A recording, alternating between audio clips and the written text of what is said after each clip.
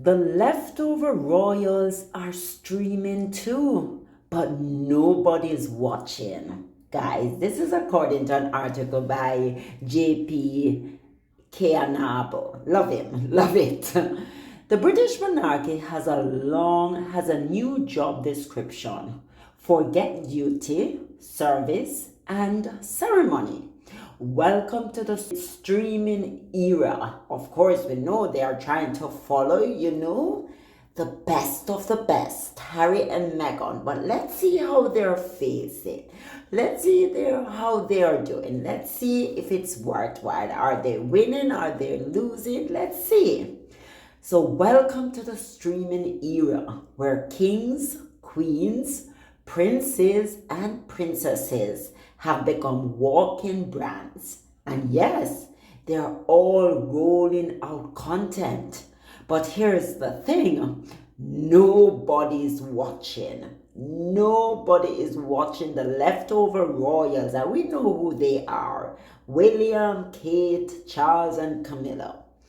Prince William, Camilla, even King Charles are quietly rolling out their own streaming projects.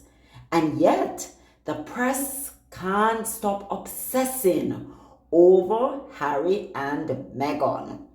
Two people who haven't lived in the UK for years, but who still manage to expose the monarchy's deepest insecurities simply by existing.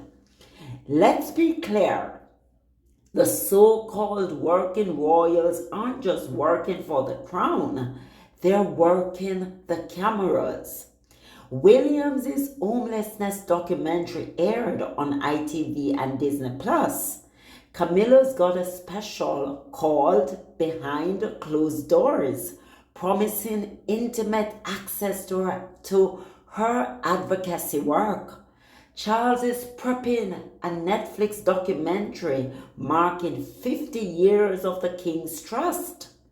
Even Kate's annual carol concert is a glossy ITV production with celebrity guests and carefully staged lighting.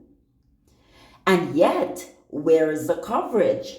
Buried, overshadowed, reduced to footnotes beneath another 1,200 word think piece about Harry and Meghan's Netflix deal. How it compares to 2020, how it proves something, how it sometimes, somehow undermines the monarchy.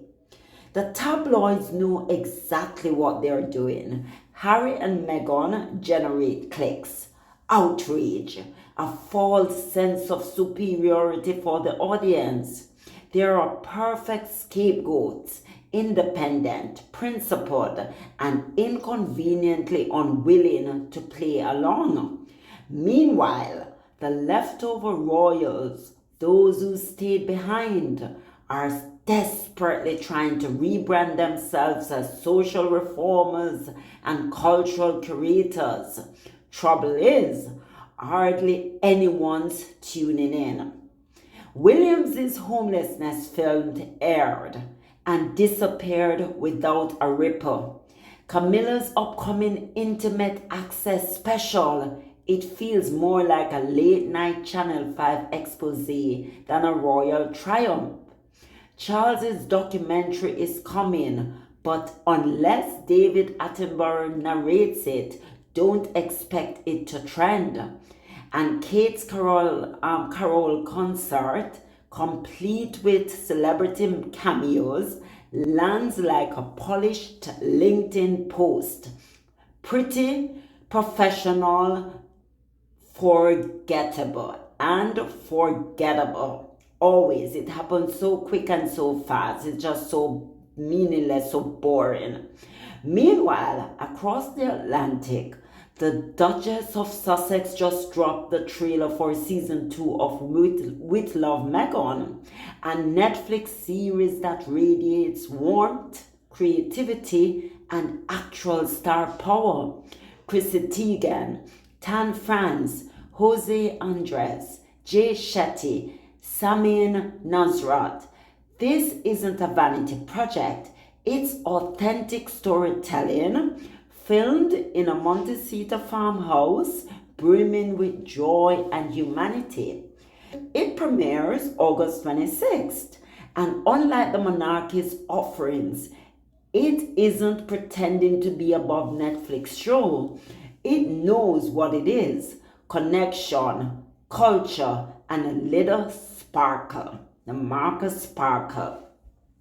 But the press, they frame Williams's film as heroic leadership, Camilla's show as a brave crusade, Charles's as a legacy celebration. Strip away the puff pieces though, and it's all just content, overproduced, managed within an inch of its life, and desperate for relevance. The Royal Show versus Harry and Meghan community projects. Harry and Meghan don't just create content, they live their values. They have built platforms for mental health, racial injustice, media accountability. They take risk, they tell truths, and they refuse to be props in someone else's redemption arc.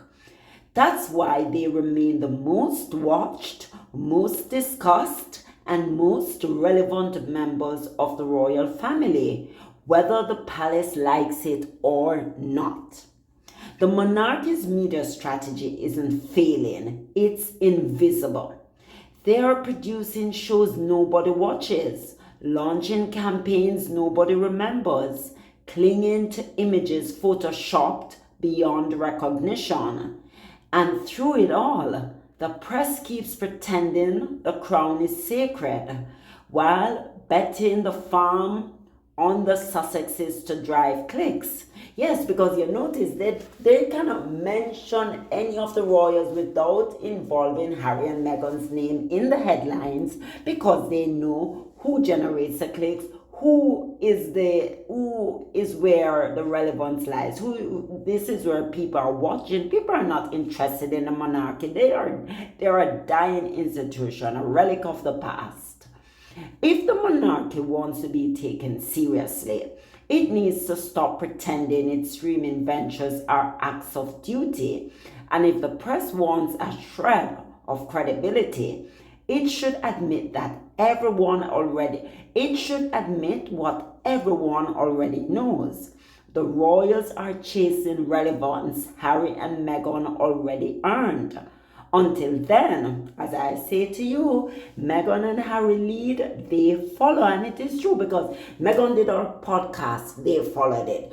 Meghan do Netflix, Charles is going to do something on Netflix. So they just can't stand it. But they're in Harry and Meghan's shadow, and they know it, we all know it. So they need to just get with the program. So they need to understand that they're chasing relevance Harry and Meghan already earned. Yes, best documentary on Netflix, best culinary show on Netflix. So we know who are the leaders, right? Until then, the show goes on, just not the one they think we're watching. So guys, the leftover royals are streaming too, but nobody's watching. Let us repeat, nobody is watching them. So this is why they are envious of Harry and Meghan. This is why they want to break Harry and Meghan, but they will never break them, because people know who the leaders are, who the trendsetters are, and where the interest lies. So that is why they will always be defeated. So bye guys. Please don't forget to like, subscribe, turn on your notification bell so you never miss a beat. Bye.